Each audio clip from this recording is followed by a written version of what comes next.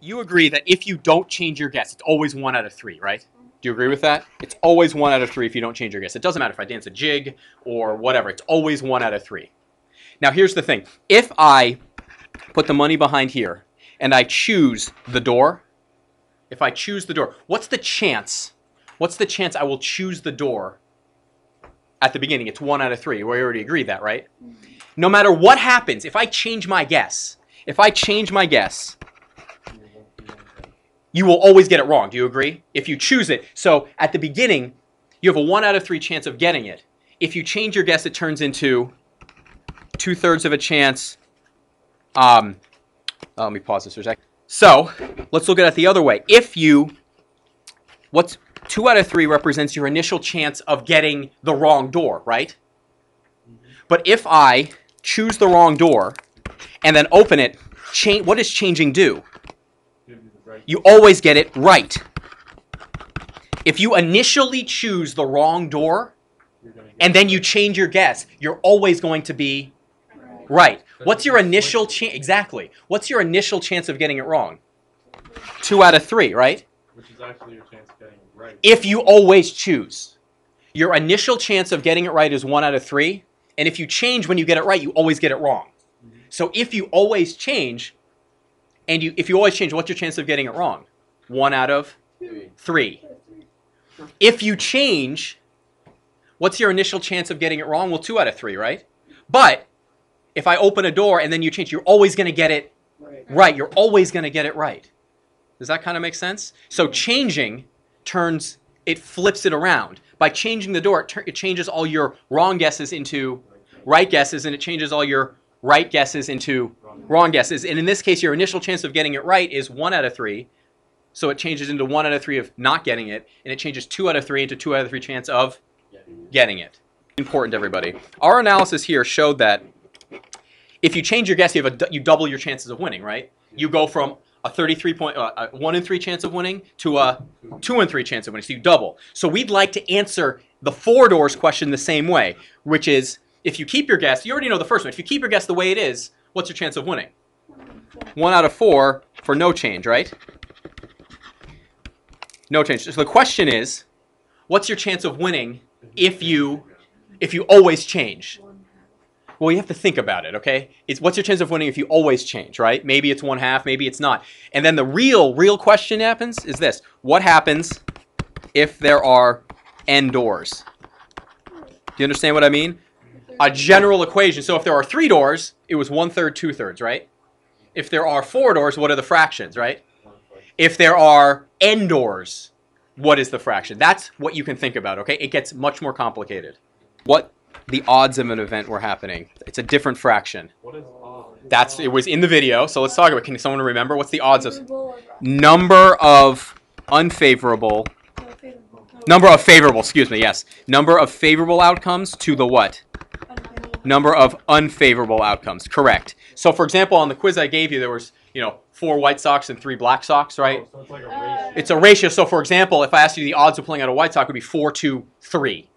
4 to 3. And can you simplify it? Let's say it was 8 and 6. 8 and 6 simplifies to 4 to 3. So it's the most simplified fraction. So one thing we need to go over, because I want to emphasize it because it's a little hard to understand, is what's the relationship? How do you convert from probability to odds? Okay? Do you remember what the equation is? So odds equals, do you remember? Probability of 1 minus 4. So it's the probability of the event happening, probability of event, over 1 minus the probability of event. So for example, give me a probability of something happening. 2/7. So for example, let's say there's a 2/7 probability of an event happening. We want to get the odds. The odds of that event happening, are they 2 out of 7? No. The probability of it happening is 2 out of 7. The odds of it happening are going to be 2/7 over what? 1 minus 2/7. So when you simplify this, is that the final answer? No, that's a compound fraction. We don't like that. You're getting like the rest. Ah, exactly. So let's simplify it, though. That would be the same as, what do we have to do first to the denominator? Yeah, common denominator. We want to simplify it. So what does that become? 2/7 over what? 5/7, which is 2/7 times 7 over 5. What cancels? You end up with 2/5. So if the probability of an event happening is 2/7, the odds that it happening are 2 out of 5. Shh, hold on a sec. Got a lot to go over here. Do you understand what I just did there mathematically? So let's be general here. Let's do a general event. General probability. What's the general probability of something happening? A over B. That could represent any probability. Do you agree? Yes. That could represent any probability whatsoever. So let's say we wanted to get the odds from the general probability. You would do A over B divided by 1 minus what? Let me finish, Ethan, and then we'll get to your question. How do you simplify that? What do you do? What do you need to attack first? The denominator, right? We need a common denominator, so that's going to equal A over B over what? Well, it has to be 1. So it's B over B minus A over B. So what's that going to be? A over B all over B minus A over B. Dividing by a fraction is the same thing as multiplying by the... So that's A over B times what? B over B minus A. We just flipped it, right? What cancels? The B's cancel, and you're left with A over B minus A. So if... I understand. Congratulations. If probability equals A over B, odds equals what? What do the odds equal? We just figured it out. A over B minus A. So for example, let's go our example before. What was the probability we were working with? 2 over 7, right? So in this case, A was equal to 2 and B was equal to what? 7, exactly. So if you wanted to get the odds, you can remember it as 2 over 7 minus 2, which is 2 over 5. So this right here is just a simpler way to remember it. The key thing is, though, you need to understand the deeper meaning. Is probability the same thing as odds? No. If I said the odds of something happening is 2 to 2, what does that mean probability-wise? What's the probability of it happening?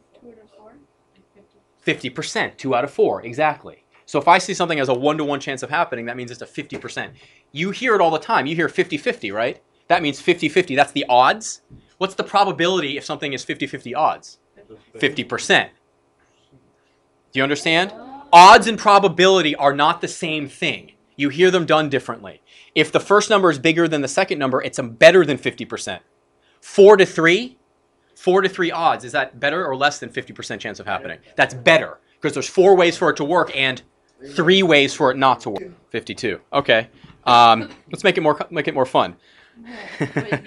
You draw. Yeah, here's something more fun. Ready? You draw 2 cards from the same deck.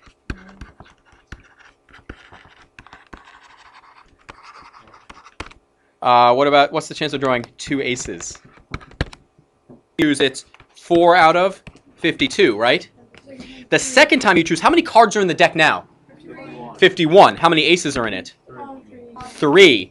So, and actually what you do this time is you multiply. Because the probability of the first thing happening and then the second thing happening is the product of the 2. This is something that's not done in your Algebra 1 textbook, but this is compound probability. So the chances are actually 12 over 52 times 51, and that actually equals, it's less than half of a percent. 0.45, so less than half of a percent. Less than half of a percent. So this is compound probability. I just wanted to show it to you. It allows you to calculate a few more fun things.